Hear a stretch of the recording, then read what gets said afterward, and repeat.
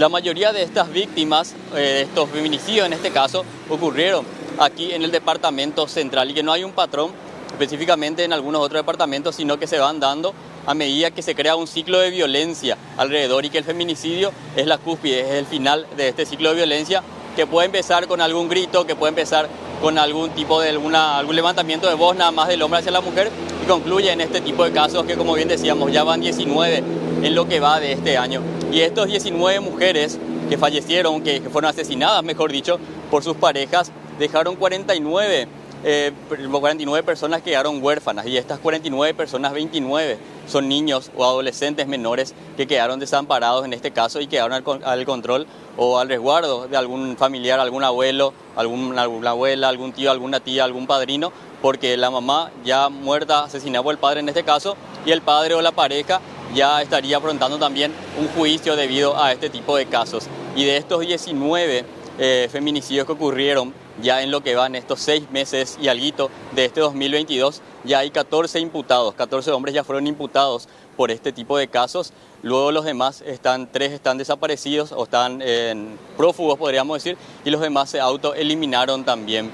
En este caso, respecto a lo que son los feminicidios, lo que son los juicios, nos decía la fiscal que evidentemente falta mucho más respecto a la aceleración o a hacer un poco más rápido el proceso para llegar al juicio oral en este tipo de casos, porque normalmente cuando son en casos de, por ejemplo, maltrato intrafamiliar, los juicios suelen durar, o sea, suelen tardarse para que se dé el juicio entre 3 a 4 años.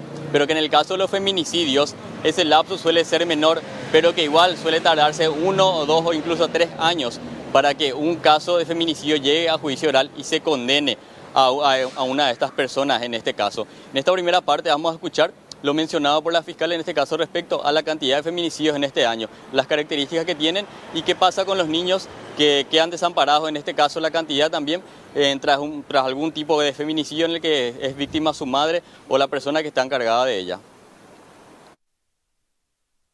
Serían en total 19 hechos denunciados, ingresados por feminicidio en este año en el Ministerio Público. 13 personas han sido imputadas. Tenemos un reporte de que 2 están prófugos y 2 se suicidaron, según los registros. Y tenemos en un total de estas 18 víctimas, 19 con esta última fin de semana, 17 de ellas eran madres. Obviamente dejaron un total de 49 hijos, hijas huérfanas.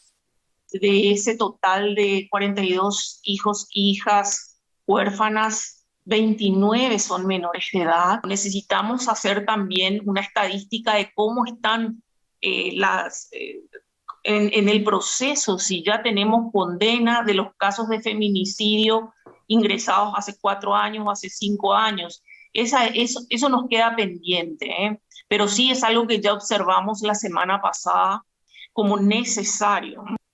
En las causas de violencia familiar, los juicios orales llegan después de 3, 4 años, o sea, de iniciado el proceso, entonces, o de ocurrido el hecho, es lento. Pero en el caso de feminicidio, normalmente podríamos decir, pero no tengo una información cierta, de que podría ser un tanto más rápido. ¿Acaso si está prófugo o no? Pero si es que ahí nomás tenemos individualizado a los autores, yo creo que el fiscal estaría en condiciones de impulsar el proceso con cierta celeridad, obviamente siempre con ayuda de las otras partes. Y la pregunta es, ¿qué pasa con estos niños y adolescentes una vez que ocurren este tipo de hechos y estos quedan desamparados? Desde el Ministerio de la Niñez y la Adolescencia afirman que ellos no tienen la competencia legal para derivar a un niño con un familiar o a un hogar de albergue, sino que lo que ellos hacen es recolectar información y ir haciendo entrevistas o este tipo de casos para poder determinar dónde va a ir el niño y luego derivar esa información a la Defensoría Pública de la Niñez y la Adolescencia, que es quien decide a dónde va este niño. Luego se hace un proceso de seguimiento de 3 a 6 meses para determinar si esta guarda temporal seguirá continuará con esta persona con la que queda el niño o se designará algún otro tutor para que quede nuevamente el pequeño ya al resguardo de esta persona. Y también se hace un seguimiento, decían, en el aspecto de la educación, de la salud y también en el sentido para ver cómo se está adaptando este niño a esta nueva familia y cómo va llevando todo este suceso trágico que le tocó vivir. Escuchemos lo que mencionan desde el Ministerio de la Niñez y la Adolescencia respecto a los cuidados que tienen los niños y al proceso que se hace una vez que este menor o estos menores quedan desamparados tras la muerte de su madre.